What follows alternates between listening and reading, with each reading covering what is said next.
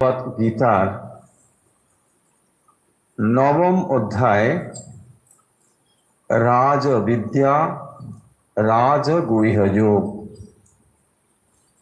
আমরা এই অধ্যায়টি ইতিমধ্যে শুরু করেছি, যেখানে ভগবানের কথা দিয়েই অধ্যায়টি শুরু হয়েছে। ভগবান বলছেন,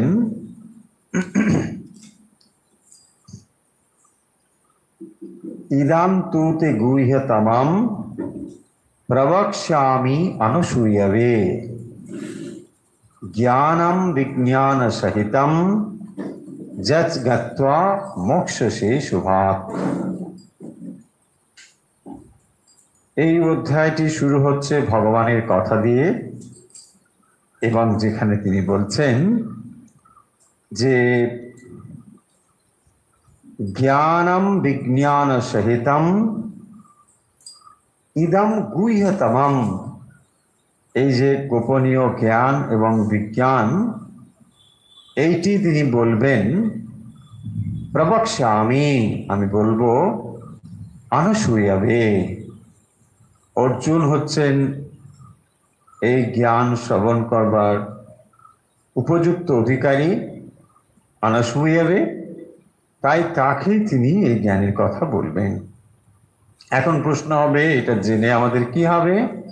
তার উত্তরে বলছেন যৎ জ্ঞাত্বা, যেটি জানলে পরে মোক্ষসে অশুভাৎ, অশুভ থেকে মুক্ত হয়ে যাবে। তাহলে যত রকম অশুভ, তার থেকে আমরা মুক্ত হয়ে যেতে পারবো। সেই জন্যে ভগবান অর্জুনকে লক্ষ্য করে এই জ্ঞান বলছেন, জ্ঞানম বিজ্ঞান সহিতম যৎ জ্ঞাত্বা মোক্ষসে শুভাৎ। তাহলে এই পরম জ্ঞানের কথা এখানে ভগবান বলবেন, এবং যে জ্ঞান প্রাপ্ত হলে পরে, জানলে পরে আমরা কি হব না, সমস্ত রকম অশুভ থেকে মুক্ত হয়ে যাব। অশুভ মানে নেগেটিভিটি, তার মানে জন্ম মৃত্যু। তাহলে এই যে জন্ম মৃত্যুর সংসারের মধ্যে আমরা বারবার আবর্তিত হচ্ছি, দুঃখ যন্ত্রণা পাচ্ছি, এখান থেকে আমরা মুক্ত হয়ে যাব, ভগবান এটা বলেছেন। দেখুন, তারপরে আমরা 1 থেকে 3 পর্যন্ত পড়েছিলাম, সেখানে এই জ্ঞানের মাহাত্ম্য বলা হয়েছে, যে এই জ্ঞান কতটা প্রয়োজনীয় সে কথা তিনি বলেছেন। শুরুতে এই কথা এই জন্যই বলছেন যে যাতে করে আমাদের এই বিদ্যা সম্বন্ধে আগ্রহটা বাড়ে, আমরা যাতে জানবার জন্য আরো আগ্রহান্বিত হই। কি বলছেন? রাজবিদ্যা রাজগুহ্যম পবিত্রমিদমুত্তমম, এটা অত্যন্ত পবিত্রতম। প্রত্যক্ষাবগমম ধর্ম্যম সুসুকম কর্তব্যম, এটা কিরকম না, প্রত্যক্ষ অবগমম, এ ডাইরেক্ট নলেজ।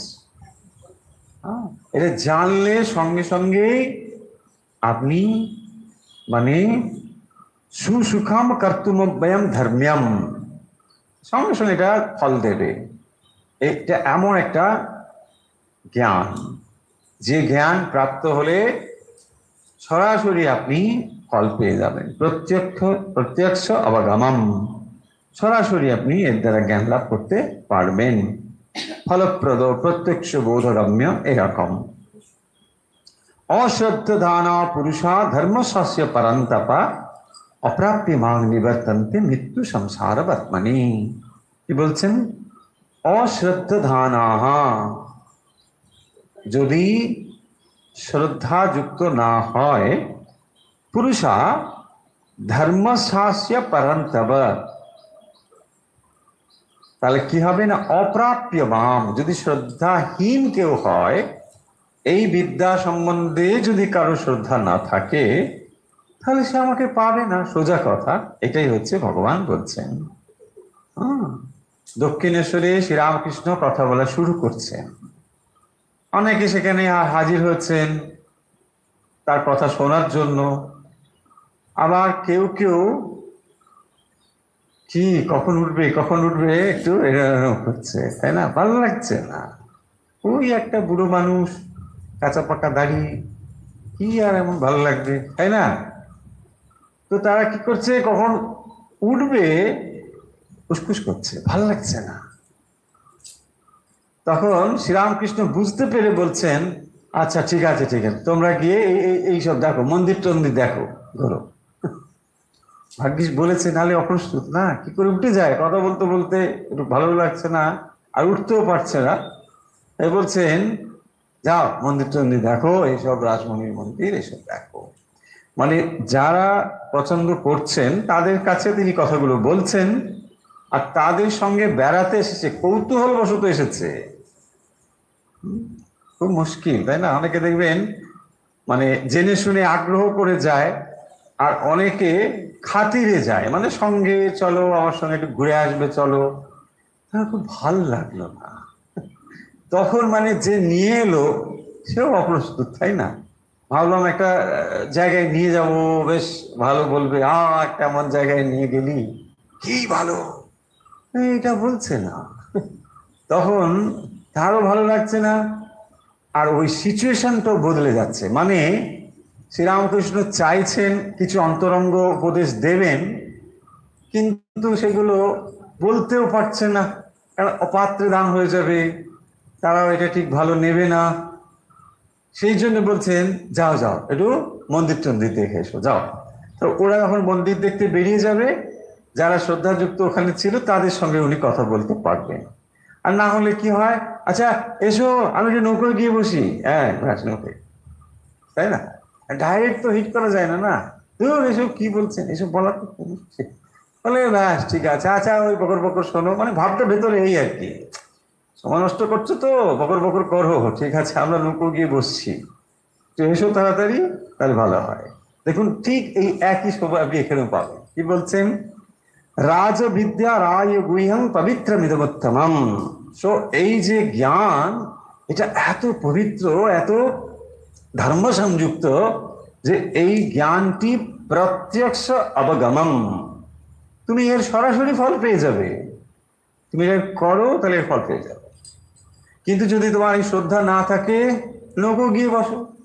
সেটাই বলছেন, অশ্রদ্ধ দানা পুরুষা ধর্ম সাহস্য পরন্তপ। যদি তার ভেতরে এই শ্রদ্ধাটা না থাকে, অশ্রদ্ধ দানা। দেখুন এখন আপনি সঙ্গে সঙ্গে প্রশ্ন করতে পারেন যে আচ্ছা তাহলে শ্রদ্ধা না থাকলে এটা হবে না? হবে না। শ্রদ্ধা না থাকলে আপনি ওই জিনিসটির মূল্যই দেবেন না, আর মূল্য না দিলে পরে ওটা আপনার জীবনে কোনোভাবে অ্যাকশন তৈরি করতে পারবে না। যে জিনিসটি জীবনে আপনি মূল্য দেন তাকেই তো গ্রহণ করেন, তাই না? যদি আপনি জীবনে মনে করেন যে অর্থই আমার বিরাট একটা স্থান, তাহলে কি করবেন? অর্থ সংগ্রহের চেষ্টা করবেন, খুব স্বাভাবিক, ভুল কিছু নেই। যারা করছেন তারা তো এটাই করছেন না, জীবনে অর্থকে ভালো একটা জায়গা দিয়েছেন, তাই তো করছেন, শ্রদ্ধা রয়েছে। এটাই, যিনি ধরুন খেলাধুলো পছন্দ করেন, খেলাধুলার প্রতি তার শ্রদ্ধা রয়েছে, এমন তো নয় অশ্রদ্ধা খেলা হবে না। তো শ্রদ্ধা আছে তাই তিনি খেলার খবর রাখেন, তাকে বললে সব লিস্ট বলে দেবেন, হুড় হুড় করে বলে দেবেন। হ্যাঁ, ঠাকুরদার নাম হয়তো ভাবতে হবে, কিন্তু খেলার ঠাকুরদার তার ঠাকুরদার সব বলে দিতে পারবে। হ্যাঁ, ইন্ডিয়ান দলে কে খেলছে, তার তার তার তার সব সিরিজ বলে দিতে পারবে। কেন? হি হ্যাজ ইন্টারেস্ট, তাই না? এক্স্যাক্টলি ওটাই। তাহলে অশ্রদ্ধ দানা, এখানে কিন্তু কাজ হবে না। অশ্রদ্ধ দানা পুরুষা ধর্ম সাহস্য পরন্তপ অপ্রাপ্য মাং নিবর্তন্তে। তাহলে শ্রদ্ধাযুক্ত যদি হয় তাহলে সে কি করবে না, এটা তার জীবনে বিরাট একটা ফলপ্রদ হয়ে উঠবে। আর যদি না হয়, অপ্রাপ্য মাং নিবর্তন্তে, তাহলে এই রাজবিদ্যা, রাজগুহ্য যে রাজবিদ্যা, এর কাজ কি, এর ফলটা কি না, মৃত্যু সংসার বর্তনী ন নিবর্তন্তে। যদি আপনি এটাকে প্রাপ্ত হন তাহলে আর মৃত্যু সংসার থেকে ফিরে আসতে হবে না, মৃত্যু সংসারে আর ঘুরতে হবে না, আর না হলে পরে হবে, এই সোজা কথা। তাহলে এই হলো রাজগুহ্য রাজবিদ্যা, যে বিদ্যা ভগবান বলতে চলেছেন, এটা জানলে এই হলো তার ফল। এই যদি আমরা লাভ করতে পারি তাহলে আর এই সংসার চক্রে আসতে হবে না। এখন প্রশ্ন হবে, খারাপ কি ভালো সংসার চক্র, এটাকে এত খারাপ খারাপ কেন দেখছেন? জিনিসটা খুব একটা খারাপ কি? দেখুন, খুব ভালো করে যদি আপনি চিন্তা করেন, মানে আমরা আসলে জীবনটাকে কি বলি, কি মধুময় জীবন, আনন্দময়। আসলে কিন্তু তা নয়। কি বলেছেন ভগবত গীতা? নিজেই বলছেন অশাশ্বতম দুঃখালয়ম, বলেছেন না? তাহলে জীবনটা কিন্তু দুঃখালয়ম। একটু বাড়াবাড়ি করে বলেছে বোধহয়। ওরা জানতো না যে এত সুন্দর একটা জীবন যাপন করা যায়। ওরা বোধহয় খুব একেবারে যা ভালো পারেনি, আমরা খুব সফলভাবে এটাকে পারবো। একদম তা নয়। দেখুন, জীবনে আপনি যত সফলতাই লাভ করুন আর যত আনন্দেই থাকুন, একদিন প্রস্থান আছে কিনা? প্রস্থান আছে। তো সেটাকে আপনি কি করে মানবেন? যত আপনি জীবনে যদি আনন্দ পান, প্রস্থানটা আরো দুঃখময় হবে কিনা, তাই না? বাপরে বাপ, কি হবে, এদের ছেড়ে কি করে যায়?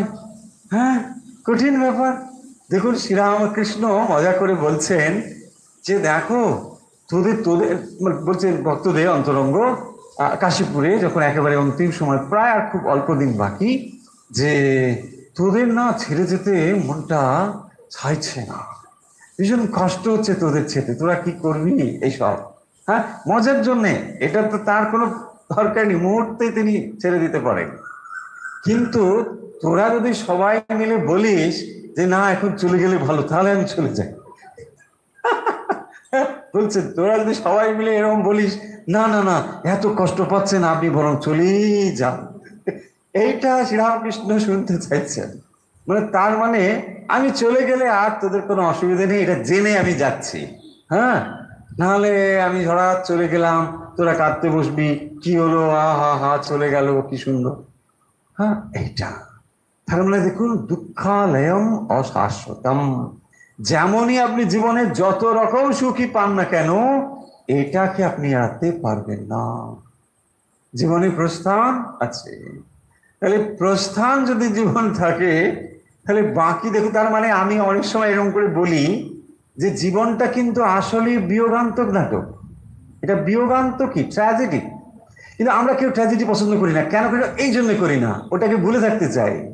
দেখবেন, ট্র্যাজিক ড্রামা আমরা কেউ পছন্দ করি না। মিলনান্তক হলে ভালো, ওই হয়ে হয়ে তারপর একটা বাঁশি বাজবে, সুন্দর, তাই না? হ্যাঁ, এটা মিলন হলো, এখানে এই যে এন্ডটা হলে ঠিক হলো। কারণ কি, দেখুন, আপনার অবচেতন মন চায় একটা মিলন, একটা আনন্দ, কখনো ওই বিচ্ছেদটা চায় না। বাট এটাই সত্য, কিন্তু ওটাকে আমরা ভুলে থাকতে চাই। ওই বাচ্চাগুলো করে না, শুধু চোখকে ঢেকে রাখে, কেউ তাকে দেখতে পায় না, সবাই তাকে দেখতে পায়। আমরাও ঠিক সেরকম। জীবনের বাস্তব সত্যটা যেটা মিলনান্তক, যেটাতে দুঃখ রয়েছে, সেই দুঃখটাকে ভোলার জন্য আমরা নাটকেও চাই মিলনান্তক ঘটুক। কিন্তু তাকে সত্যি হবে? হবে না। আপনি যেমন করে করুন, এটা হবে না। সেই জন্যে দেখবেন ভগবত গীতা বলছেন এটা কিরকম না, দুঃখালয়ম অশাশ্বতম। এবং এই কারণের জন্যেই জন্ম মৃত্যুর পারে যেতে হবে। কারণ জন্ম মৃত্যুর পারে না গেলে পরে এই গতায়াতটা চলবেই। জীবের এই যে যাতায়াত, এটা চলবে। আজ উমুকের মা, কাল তুমুকের মা, তাই না? আজ উমুকের বাপ তো কার উমুকের বাপ, এই কাণ্ড চলছে, তাই না? এটা ভালো লাগবে? ভালো লাগবে না, কিছুতেই ভালো লাগবে না। এখন প্রশ্ন হচ্ছে, এটা কি থামানো যায়? থামানো যায়, এই পথটা থামানো যাবে। কখন না, যদি এই জ্ঞান লাভ করতে পারি, তাহলে এটা থামানো যাবে। তার মানে এই জ্ঞানের মধ্যে এমন একটা জিনিস রয়েছে, যেটা প্রাপ্ত হলে পরে সংসার চক্রটি থেমে যাবে। তাহলে সংসার চক্রটি ঘোরার জন্য নিশ্চয়ই একটা ইন্ধনের দরকার না? একটা চাকা যদি ঘোরে, এই চাকাটা কি করে ঘুরছে? নিশ্চয়ই একটা ইন্ধন রয়েছে। ঘুরবে কি করে? এই ইন্ধনটা হচ্ছে কর্মফল।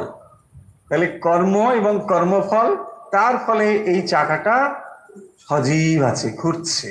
আপনি আমি ওখানে ইন্ধন দিয়ে যাচ্ছি, ঠিক আছে, এবারে ঠিক মতন হলো না, এর পরের বারে যখন হবে আমি এইগুলো করবো, আহা তাই না? দেখুন একটা মুভি হলো, দেখছেন সেখানে তার বাপটা মরে গেল, কিন্তু শত্রুর হাতে মারা গেল, শপথ নিচ্ছে, আমি শপথ নিলাম, হ্যাঁ এইবারে আমি ওর সব গোষ্ঠী শুদ্ধ শেষ করে দেবো। দিয়ে কি হলো, আবার মুভিটা স্টার্ট হয়ে গেল। হ্যাঁ, তার মা সাপোর্ট করলো, ইয়াস আমার বাবা কিনা এরা এরকম করে হত্যা করেছে। হ্যাঁ, সে ছোট দুধের বাচ্চা, সে বড় হয়ে শপথ নিচ্ছে, ঠিক। দেখুন, তার মানে এই একটার পর একটা ড্রামা চলছে। শপথ নিচ্ছে, হ্যাঁ এবারে আমি খুব গরিব হয়ে জন্মেছি, টাকা পয়সা নাই, পরের বারে রাজবাড়িতে জন্মাবো। আরে এইসব, তাই না? এরকম কত রকম দেখুন ভিতরে মানুষের স্বপ্ন আছে।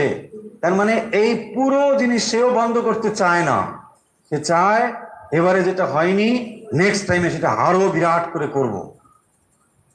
হ্যাঁ, এইরকম করতে করতে চলছে। এবারে একটা গাড়ি, ঘরে এবারে 10টা গাড়ি হবে, আরো গাড়ি হবে, আরো কি। কিন্তু আমরা বুঝতে পারছি না যে এই মেটেরিয়ালিস্টিক ডেভেলপমেন্ট আবার যতই হোক না কেন, এতে কিচ্ছু লাভ হবে না, কিচ্ছু লাভ হবে না।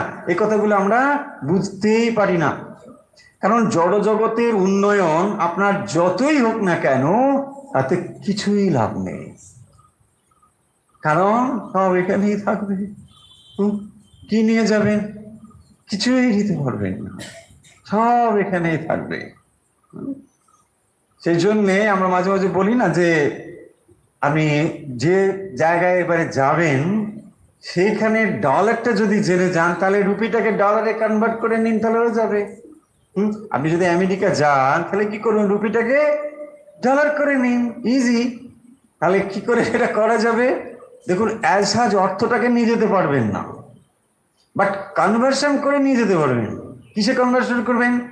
সৎকর্ম, গুড সংস্কার, ওটাতে কনভার্ট করে নিন, ওটা নিয়ে যেতে পারবেন যত। ওখানে কিন্তু ওখানে আটকাবে না, চেকপোস্টে বলছে না তোমার দেখি তোমার কি, কোনো সমস্যা বলছে এগুলো নিয়ে যাওয়া যাবে। তাহলে দেখুন, আপনি অ্যাজ সাচ অর্থটাকে নিতে পারছেন না, মানে ওয়ার্ল্ড ওয়েলথ নিতে পারছেন না, দরকার নেই।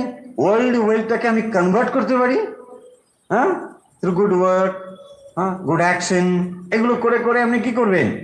ভালো সংস্কারটাকে তৈরি করতে পারেন। তাহলে সম্পদের দ্বারা যদি ভালো সংস্কার তৈরি করতে পারেন, সংস্কারটা নিয়ে যেতে পারেন। আর তার ফলেই দেখুন আপনার সংস্কারই তো আপনাকে নিয়ে যায় না, এটা কিন্তু আমরা করতে পারি। ভগবান সেই জন্য এখানে বলছেন, বিশেষ করে এই 3টে শ্লোকের মধ্যে আমরা যা পড়লাম, রাজবিদ্যা, রাজগুহ্য রাজবিদ্যা, তার মানে শ্রেষ্ঠ বিদ্যা, এটাকে রাজবিদ্যা বলা হয়েছে। কেন রাজবিদ্যা, শ্রেষ্ঠ বিদ্যা? নিজেকে জানার বিদ্যাই হলো শ্রেষ্ঠ বিদ্যা, নিজেকে জানার বিদ্যা শ্রেষ্ঠ বিদ্যা।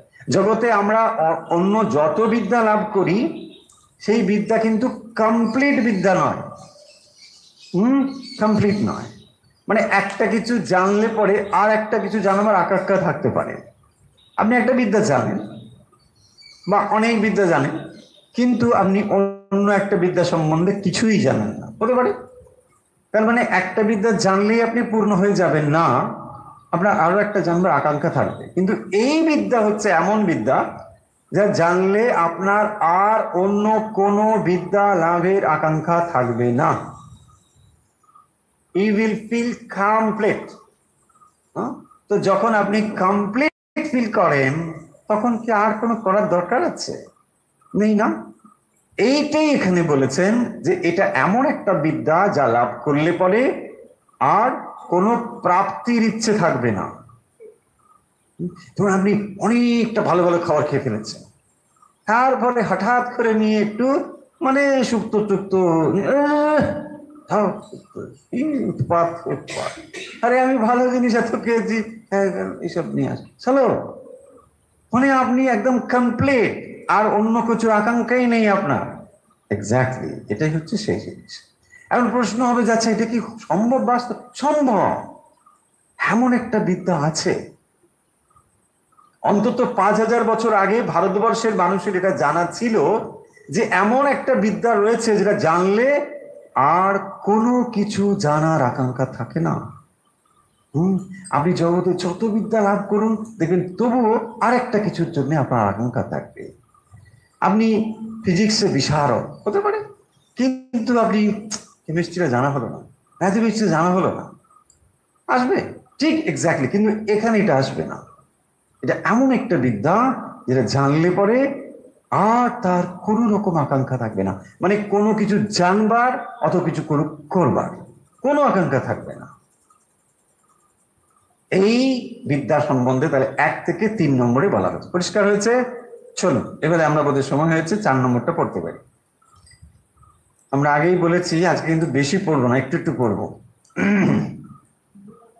হ্যাঁ, আজকে মানে অনলাইনেও কমজন আছে দেখছি, মাত্র কত 900 মতন আছে। হ্যাঁ, ফলে অল্প হয়ে আছে। হ্যাঁ, না থাকলে মাঝে মাঝে 1.1 কেও দেখতে পাই, তো ফলে সেই তুলনায় একটু কমই আছে। যাই হোক,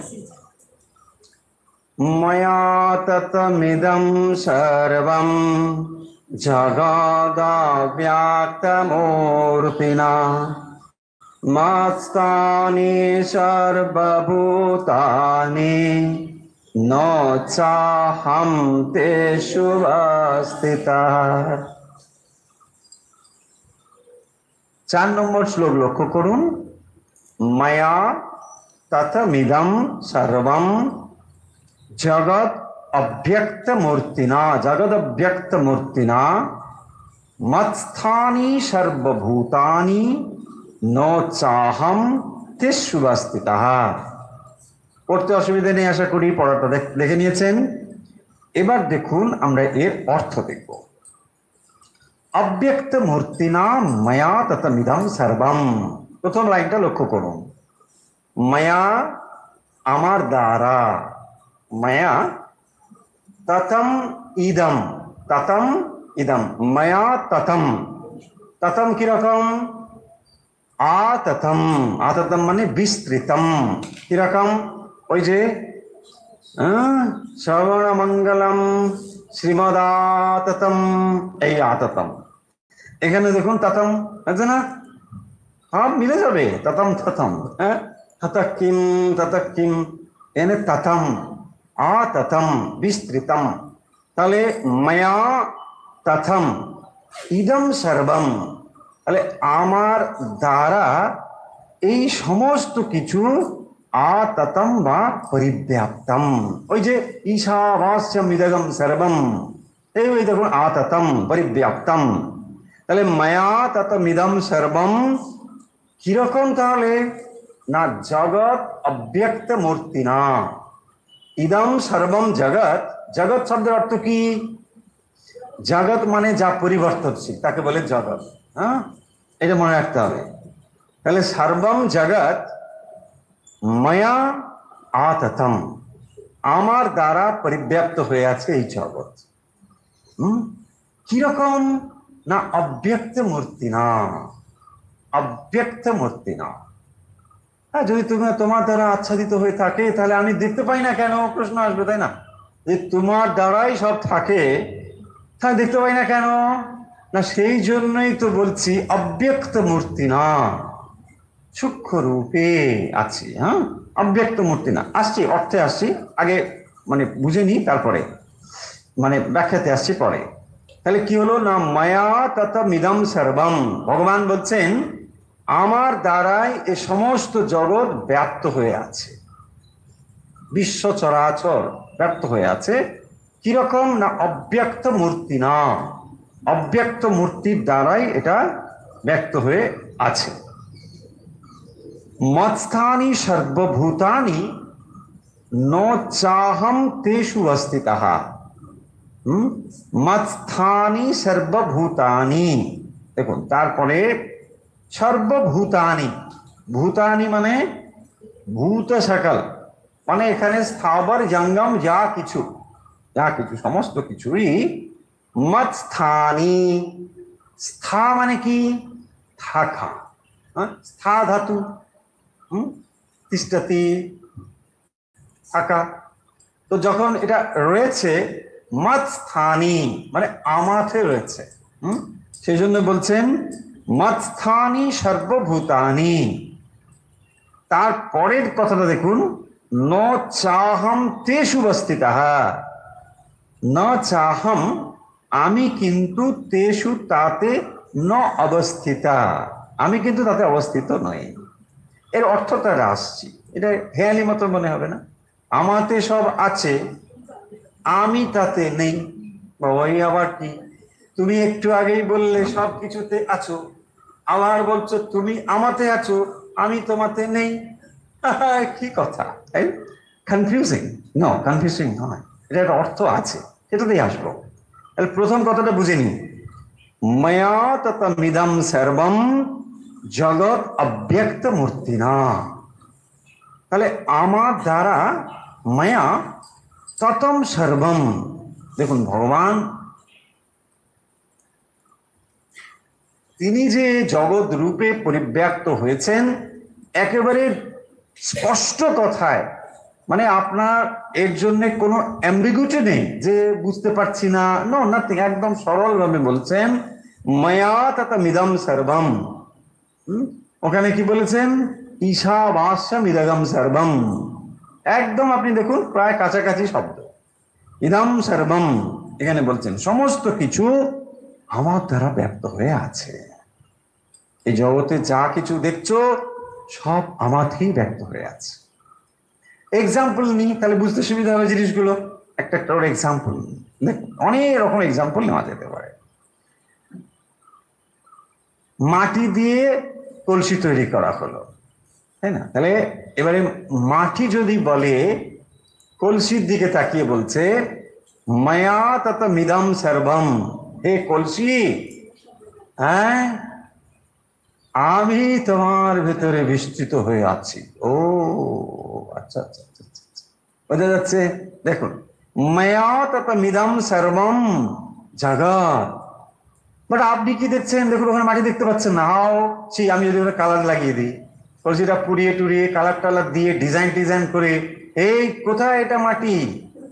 আপনি মাটি খুঁজছেন, ভেতর থেকে মাটি বলছে মায়া তত মিদম সর্বম, আমার দ্বারাই তো সব ব্যক্ত হয়ে আছে। ও তাই? দেখুন আপনি কাঠের একটা টেবিল বানিয়েছেন,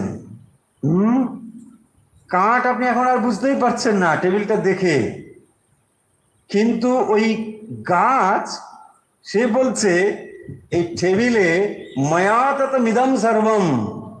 ও আপনি কি দেখছেন? টেবিল, চেয়ার, বাট উড বলছে মায়া তত মিদম সর্বম, আমি তো ওখানে আছি। But what we see only name and form, তাই না? আমরা ওটাই দেখছি। টেবিল মানে কি? টেবিল মানে wood plus particular shape is called table, না? আর কোনো টেবিল বলে কিছু আছে? চেয়ার, টেবিল, এনিথিং উডেন থেকে আমরা কি বলবো? Only the shape, and because of the shape we mention another name, that's all. আর কিছু না। ঠিক এইভাবে দেখুন, এই এটাকে মাথায় রেখে এবার অর্থ করুন, অপূর্ব অর্থটা পেয়ে যাবেন। মায়া তত মিদম সর্বম। একটা একটা একটা শোকেসে আপনি নানা রকম মিষ্টান্ন দেখতে পাচ্ছেন, কোনটা এরকম, কোনটা এরকম, কোনটা লম্বা, কত কিছু। বাট চীনে কি বলছে? মায়া তত মিদম সর্বম, আমি কিন্তু তোমার সব মিষ্টির মধ্যে আছি। বা যে কোনো ধরুন মিল্ক প্রোডাক্ট, তো মিল্ক যদি বলে মায়া তত মিদম সর্বম, আপনি কি দেখছেন? ঘি, আমি ছানা, বাট ওখানে আপনি কি দেখছেন? Is there any milk? No. ঘিকে আপনি মিল্ক আছে বলে বুঝতে পারেন? আপনি যদি প্রসেসটা না জানেন, ধরুন আপনি এটা ঘির দিকে দেখছেন, আপনি কি দেখে বুঝতে অনুমান করতে পারবেন নো এটা মিল্ক? হ্যাঁ, ওটা ওই গরুর বাট থেকে দুধটা পড়েছিল, আপনি ভাবতেই পারবেন না। বাট আপনিও পুরো প্রসেসটা জানেন বলে আপনার কাছে এটা সহজ।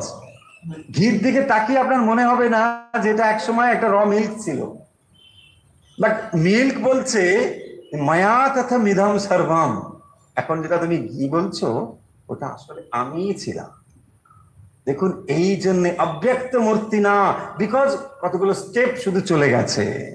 এই স্টেপ গুলোকে আমরা বুঝতে পারছি না বলে আমরা বুঝতেই পারছি না যে ওটা এক সময় মিল্ক ছিল।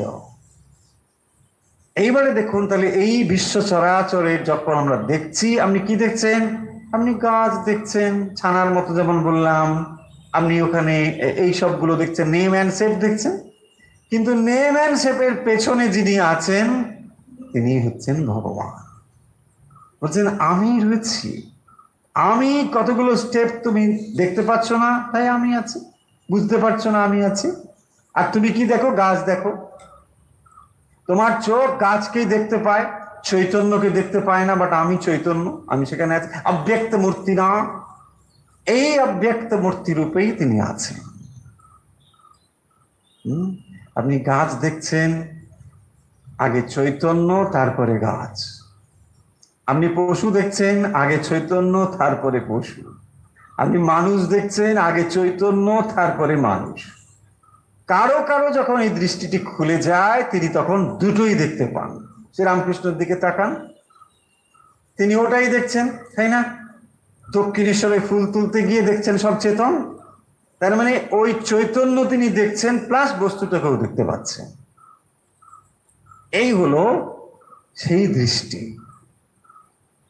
যেখানে বস্তুগুলোকে দেখা যাচ্ছে সঙ্গে সঙ্গে ওটাকেও দেখা যাচ্ছে। আমরা যেমন কতগুলো এক্সাম্পল দিলাম, তাহলে কাঠের টেবিল মানে ওটা আসলে কাঠই। এখন যদি আপনাকে বলা হয় যে আপনি একটা সেগুন গাছের টেবিল দেখছেন ধরুন, তাহলে আপনি সেগুন গাছ দেখেছেন? ও যা, আমি সেগুন গাছ দেখেছি, বাট ইন আনাদার ফর্ম, তাই না? দেখুন, এটা বুঝতে কোনো অসুবিধা নেই। ঠিক সেরকম ভাবেই ভগবান সমস্ত কিছুর মধ্যে রয়েছেন, কিন্তু সূক্ষ্ম রূপে, অব্যক্ত মূর্তি না। সেই কারণের জন্য তাকে আমরা দেখতে পাই। অব্যক্ত কাকে বলে? আমরা এখন অনেক বেদান্ত পড়ে ফেলেছি, অতএব আমাদের এটা ঝটপট উত্তর দেওয়া উচিত। অব্যক্ত কাকে বলে? যেটা প্রকাশিত না হলেও আমরা বুঝবো কি করে? অব্যক্ত মানে যেটা ইন্দ্রিয় গ্রাহ্য নয়। হ্যাঁ, অব্যক্ত মানে ইন্দ্রিয় গ্রাহ্য নয়। একদম ঠিকঠাক উত্তর, 100 পাওয়ার মতো উত্তর হবে এটাই। মানে যেটা ইন্দ্রিয় দিয়ে দেখতে পাই সেটা হচ্ছে ইন্দ্রিয় গ্রাহ্য, ব্যক্ত। আর অব্যক্ত মানে দেখা যাচ্ছে না, হয়েছে? তাহলে আপনি টেবিলটাকে দেখতে পাচ্ছেন ইন্দ্রিয় দিয়ে, কিন্তু আপনি গাছকে কি ইন্দ্রিয় দিয়ে দেখতে পাচ্ছেন? পাচ্ছেন না। আপনি অলংকারকে দেখতে পাচ্ছেন ইন্দ্রিয় দিয়ে, কিন্তু আপনি এই অলংকারের যে সোর্সটা সেটাকে হয়তো বুঝতে পারছেন না। যেমন যদি ওটা চেঞ্জ হয়ে যায় না, যদি গোল্ডটাকে অন্যভাবে ব্যবহার করা হয়, আপনি চিনতেই পারবেন না। ঠিক এক্স্যাক্টলি এটাই বলছে যে সেইটা হচ্ছে অব্যক্ত মূর্তি না। তাহলে ওই অব্যক্ত মূর্তি এর ভেতরে রয়েছেন, ভগবান রয়েছেন। শুধু নয়, ভগবান একমাত্রই আছেন। হ্যাঁ, আমরা কি ভাবছি না জগৎ আছে, ভগবান। বেদান্ত বলবেন জগৎ বলে কিছু নেই। বাস্তবিক দেখুন, যেটাকে আমরা টেবিল বলছি, সেই টেবিল কি? টেবিল বললে কতটা বোঝেন, আর উড বললে আপনি কতটা বোঝেন? যদি if it is wooden table, তাহলে উডেন টেবিলের মধ্যে দেখুন উডটাই তো মেন। টেবিল মানে একটা আকারের নাম, একটা আকারের নাম। আচ্ছা, এই এই এই উডটা থেকে যদি আমরা আকারটাকে মনে মনে বার করে নিই, তাহলে যেটা থাকে সেটা উডই থাকে, এবং উড পোর্শনটাই তো আসল। আচ্ছা, যদি আমরা উডটাকেই বাদ দিয়ে নিই, তাহলে কি টেবিলটা থাকবে? দেখুন, এটা বোঝা যাচ্ছে এখানে, পরের লাইনটার জন্য কাজে লাগবে, বুঝে নিন। তার মানে দেখুন, টেবিল বললে আমরা কি বুঝছি? টেবিল মানে একটা পার্টিকুলার আকারের নাম। এই আকারটা উডের ওপরে নির্ভরশীল, নাকি উডটা টেবিলের উপর নির্ভরশীল? আমি আবার বলি, তাহলে বুঝতে সুবিধা হবে। মানে যেটাকে আমরা টেবিল বলছি, কাঠের টেবিল, কাঠ, তাহলে কাঠের টেবিলে টেবিলটা কি কাঠের উপর নির্ভরশীল, নাকি কাঠটা টেবিলের উপর নির্ভরশীল? এক্স্যাক্টলি। তার মানে শেপটা থাকতে হলে দেয়ার মাস্ট বি উড, কাঠ তো থাকতে হবে। কাঠ না থাকলে কি আছে? বলছে আমি কাঠটা নিয়ে নিচ্ছি, তুমি একটা টেবিলের শেপ রাখো। নো নো নো, হবে না, হবে না, একদম সম্ভব না। দেখুন, তার মানে কি একটা জিনিসের উপর একটা জিনিস নির্ভরশীল। কার উপর? কোনটা? কাঠের ওপরে টেবিলটা। টেবিলটা হচ্ছে একটা শেপের নাম যেটা কাঠের উপর নির্ভরশীল, নট ভাইস ভার্সা। ওদিক থেকে এটা নয়। দেখুন, তাহলে শ্রীরামকৃষ্ণের কথা এবারে চলে যান। কথা আমরা তিনি কি বলছেন? সমুদ্রের ঢেউ ঢেউর কখনো সমুদ্র নয়, পড়েছেন না? সবাই পড়েছেন।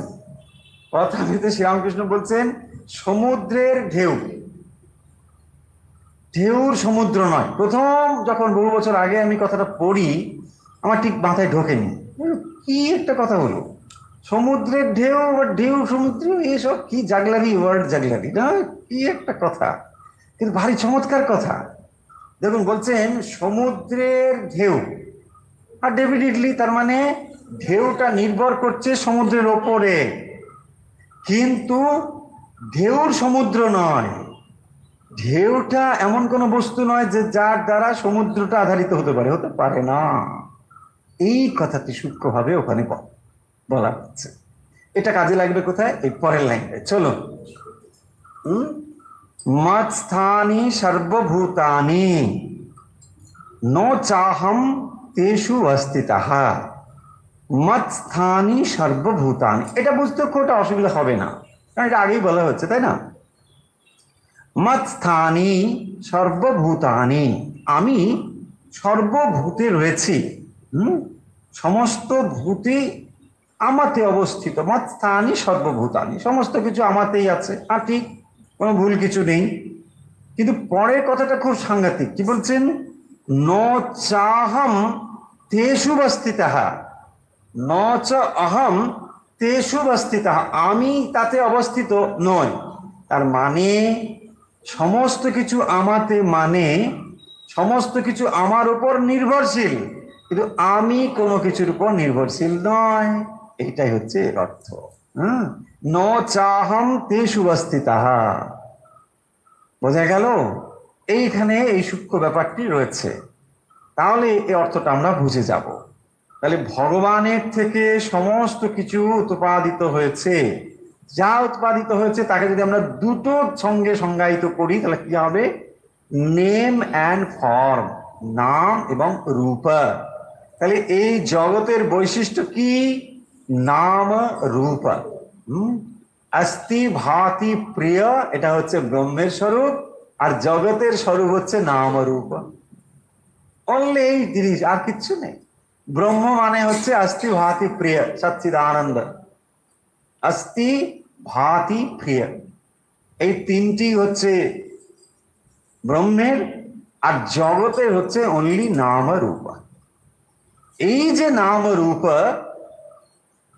বলছেন মৎস্থানি সর্বভূতানি, তাহলে আমাতে সমস্ত কিছু রয়েছে। মৎস্থানি সর্বভূতানি, মৎস্থানি সমস্ত কিছু আমাতে রয়েছে, কিন্তু ন চাহম তেষু অস্তিতঃ, ন চাহম তেষু মানে তার মধ্যে, তেষু আমি তার মধ্যে অবস্থিত, এটা নয়। এর অর্থটা কিন্তু এখানে বুঝে রাখতে হবে, এই অর্থ এক্সাম্পল দিয়ে এটা মনে রাখতে হবে, তা নাহলে কিছুতেই আপনি ঘুরিয়ে ঘুরিয়ে অর্থ খুঁজে পাবেন না। বলছে কি বলছে, ঠিক বলছে না। হ্যাঁ, মৎস্থানি সর্বভূতানি, সমস্ত কিছু আমাতে অবস্থিত, কিন্তু আমি কোনো কিছুতে অবস্থিত নই। তার মানে ইন্ডিপেন্ডেন্ট এক্সিস্টেন্স বস্তুর হতে পারে না। এই যে আপনি অস্তি অস্তি করেন, আমি আছি আমি আছি ফিল করছেন, দ্যাট আছি ইজ ব্রহ্ম, আছি ইজ আত্মান। বলছেন না আমি আছি, আমি আছি, আহা কে আছো? আমি আছি। উইজ আমি, অমুক চন্দ্র অমুক, বাট এই আছিটা হচ্ছে এ ধার করা। কারণ আছি কখনো বস্তুর আছি হতে পারে না, অস্তিত্ব কখনোই বস্তু হতে পারে না। রসগোল্লা কখনো বলতে পারে না আমি আছি, কারণ ছানা বলতে পারে আমি আছি। আছি তো দুজনের হবে না, না? হ্যাঁ, আস্তি একজনের ধর্ম হতে পারে, এই ধর্ম হতে পারে না, বাট ও যে বলছে আমিও আছি, এটা ধার করা আছে। তাহলে আমার ভেতরে যে এক্সিস্টেন্স, আই এক্সিস্ট, এই যে ফিল করি, এই existence, the very existence is gods existence, it is not our existence. But we wrongly think যে ওটা আমার এক্সিস্টেন্স, হ্যাঁ আমি আছি, but we is I only body mind complex. দেখুন, আমি মানে শরীর মন বুদ্ধি, তাহলে শরীর মন বুদ্ধিটা হচ্ছে কি? ক্রিয়েশন। তাহলে ক্রিয়েশনের কোনো আলাদা অস্তিত্ব নেই, ক্রিয়েটারের অস্তিত্ব আছে। দেখুন এটাই। তাহলে ফর্ম না, ক্রিয়েশন মানে তো ফর্ম অনলি। তাহলে টেবিল আলাদা এক্সিস্টেন্স নেই, কাঠ আছে। বোঝা যাচ্ছে না কথাগুলো? হ্যাঁ, ঠিক আছে না? ঠিক আছে, দেখুন এইটা বুঝলে আপনি মানে ফার্স্ট ক্লাস বেদান্তি হয়ে যাবেন একদম। মানে বেদান্তি মানে রিয়েল অর্থে বেদান্তি, দাঁত চলে গেলে বেদান্তি হতে পারে সেটা না, মানে বেদন্ত থেকে বেদান্ত এটা না, মানে রিয়েলি বেদান্তকে আপনি বুঝে যাবেন। কিরকম? মৎস্থানি সর্বভূতানি ন চাহম তেষু অস্থিতা। তাহলে আমাতে দেখুন, মৎস্থানি সর্বভূতানি, আমাতে সমস্ত কিছু রয়েছে, কিন্তু আমি কোনো কিছুর মধ্যে নেই, আমি কোনো কিছুর মধ্যে নেই। আসবে এই কথাগুলো, আরো আরো আসবে, আরো গভীরে গিয়ে আরো অন্যান্য চ্যাপ্টারে এগুলো বহুবার বলাও হয়েছে, আরো আসবে। তাহলে আমরা এই শ্লোকটিকে আরেকবার ভালো করে বুঝে নিই।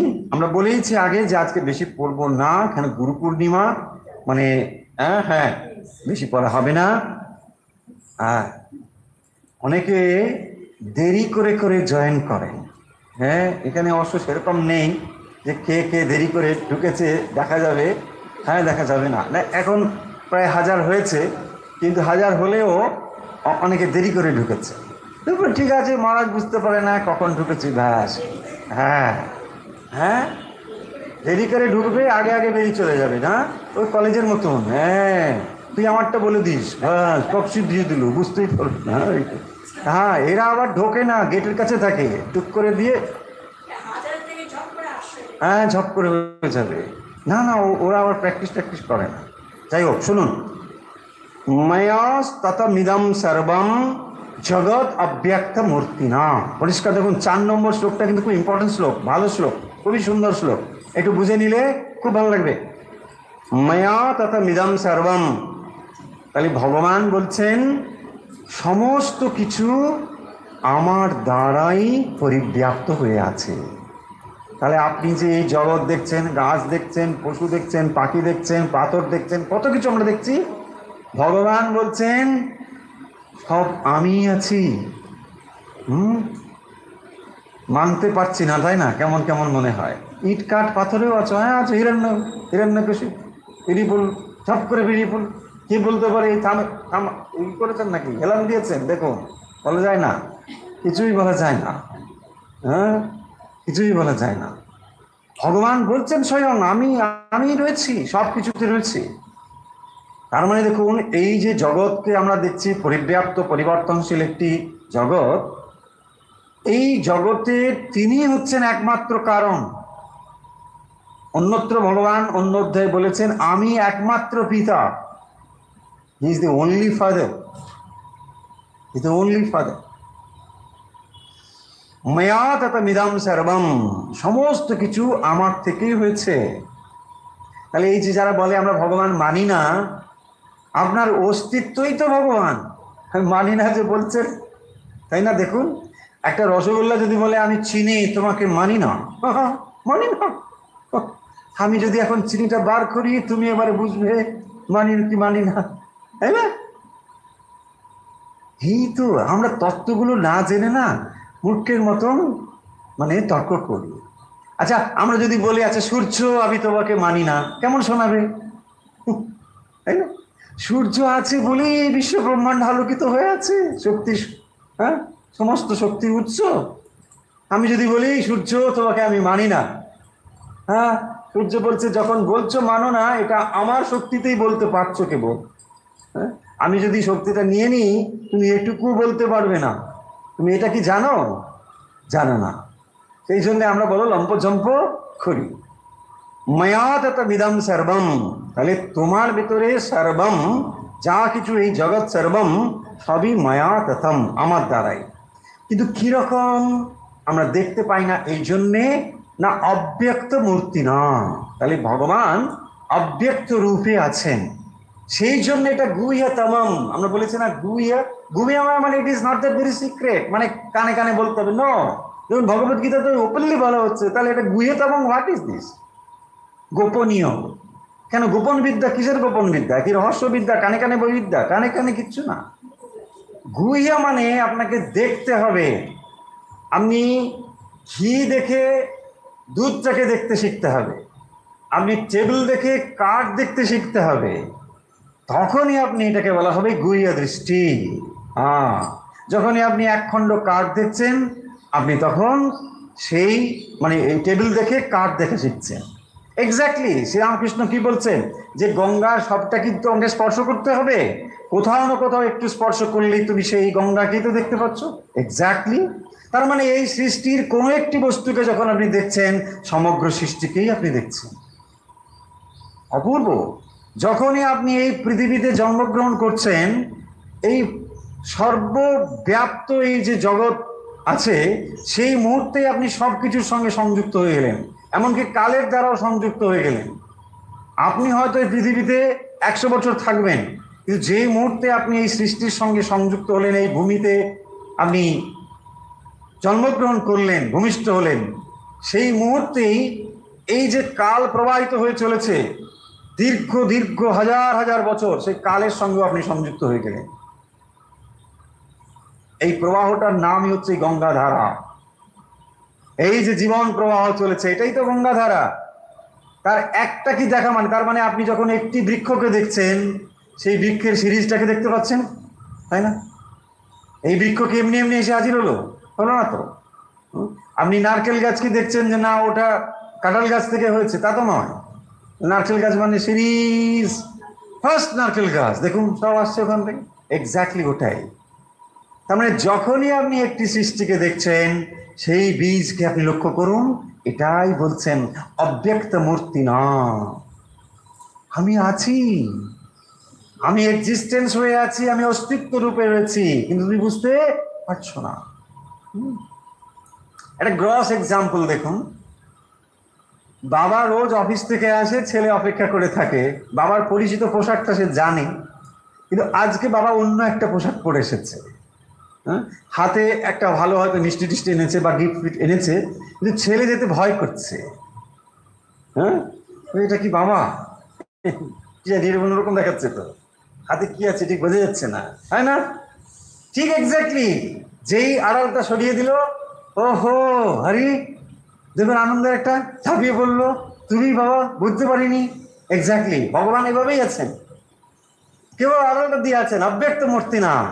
একটু আড়ালটা সরিয়ে দিলে, ও মা এত ঘোরালে, হ্যাঁ ঘোরালাম বাবা, এই জন্যই ঘোরালাম, তাহলে তো তুমি খুঁজবে না, তোমার ভেতরে ওই ব্যাকুলতা তৈরির জন্য একটু ঘোরালাম, ব্যাস এবার দেখো।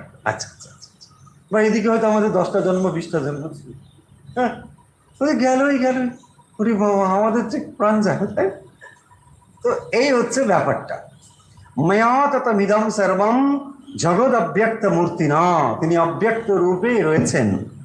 মৎস্থানি, পরের লাইনটা, মৎস্থানি সর্বভূতানি, মৎস্থানি সর্বভূতানি মানে সর্বভূতানি মানে সমস্ত ভূত, মানে স্থাবর জঙ্গমাদি যা কিছু সব মৎস্থানি আমাদের রয়েছে।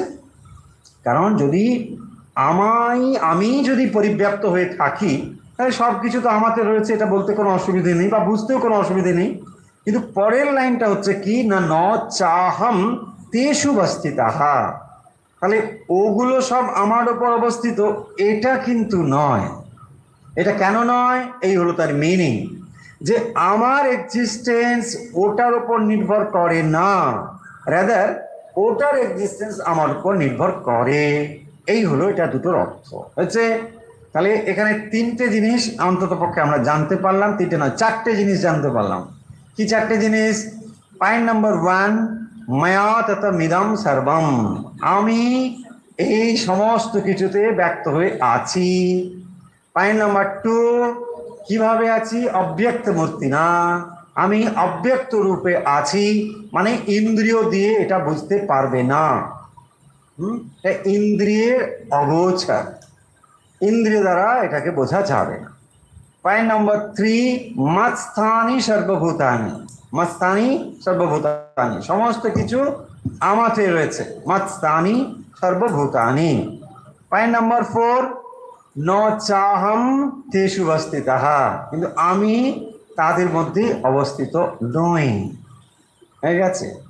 দেখুন, তাহলে ভগবান এর জন্য সমস্ত কিছু হচ্ছে, কিন্তু এমন একটি কাণ্ড ভগবান করে রেখেছেন এই মায়া শক্তির দ্বারা আপনি আমি আলাদা আলাদা এন্টিটি অনুভব করছি।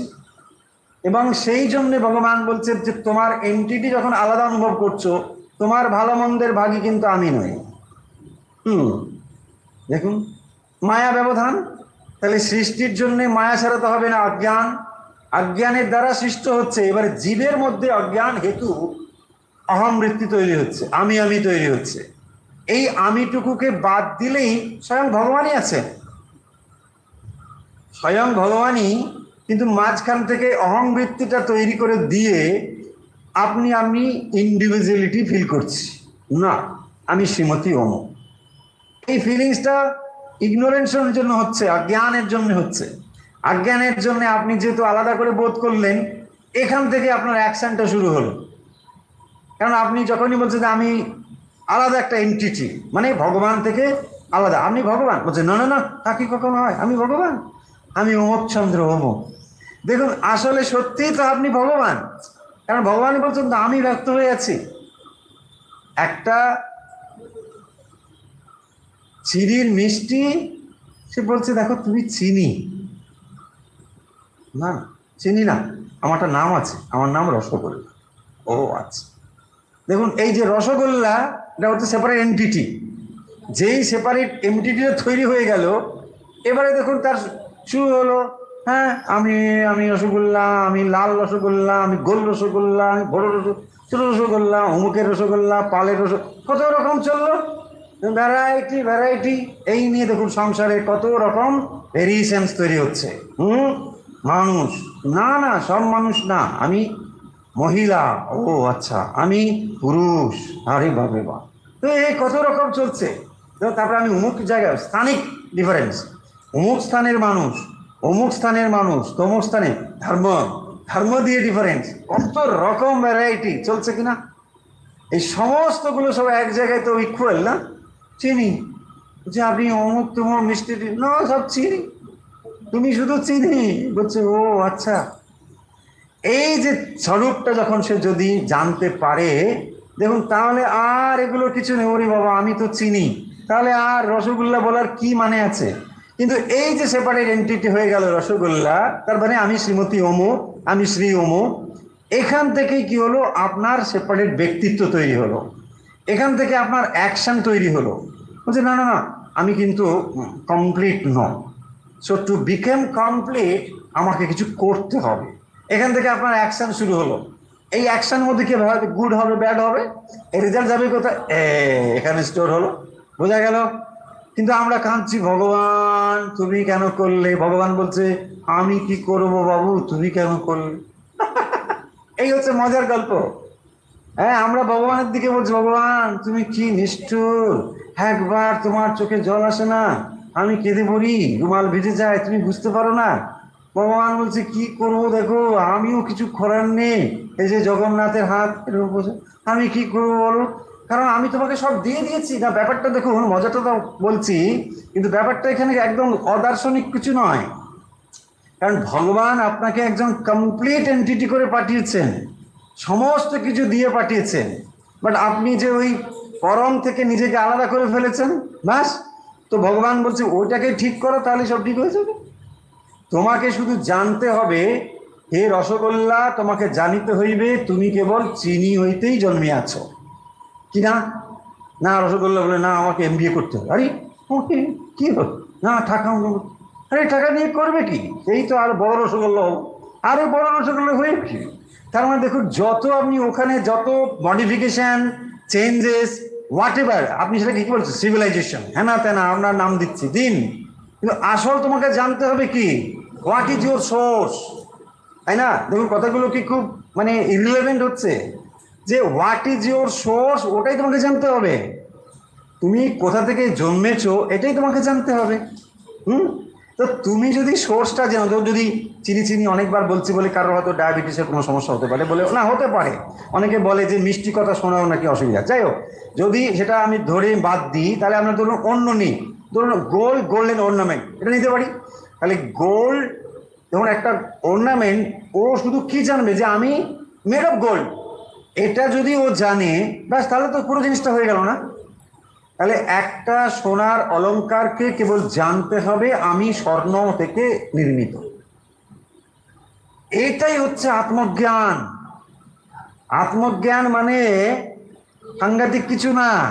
হ্যাঁ, বলছি কি হবে বাবারে বাপ, তুলসী পাতা খেয়ে একটু জল খেয়ে নিয়েছি একাদশীর দিন, আরে দেখুন কি কোন জায়গা থেকে হাফ করে কোথায় এসে পড়ে যায়, একবারে ছন্দ প্রথম বেদোষী। ব্যাপারটা হচ্ছে তার মানে দেখুন, ওকে যেমন জানতে হবে ওর স্বরূপটা কি, এক্স্যাক্টলি ওটাকেই বলে আত্মজ্ঞান। রসগোল্লা একটা জড় বস্তু, এক্স্যাক্টলি আমরা কেন বলছি বা এই অর্নামেন্ট, এটা বুঝতে আমাদের সুবিধা হবে বলে, আর কিচ্ছু না, এক্সাম্পল। তার মানে দেখুন ওই বস্তুটা যেখান থেকে উৎস তার, এটা জানলেই তো তার টোটাল জিনিসটা শেষ হয়ে গেল না, তাই না? ওর মধ্যে কি আছে, ওর প্রপার্টিটাই তো রয়েছে, পুরো ওর প্রপার্টি ওর মধ্যে। তাহলে সুগারের যা প্রপার্টি ওর মধ্যে যা থাকবে, বা গোল্ডের যা প্রপার্টি নিশ্চয়ই গোল্ডেন অর্নামেন্টের মধ্যে থাকতেই হবে। তার মানে ও যদি ওটা জেনে যায় যে আমি ওখান থেকেই এসেছি, ব্যাস হয়ে গেল।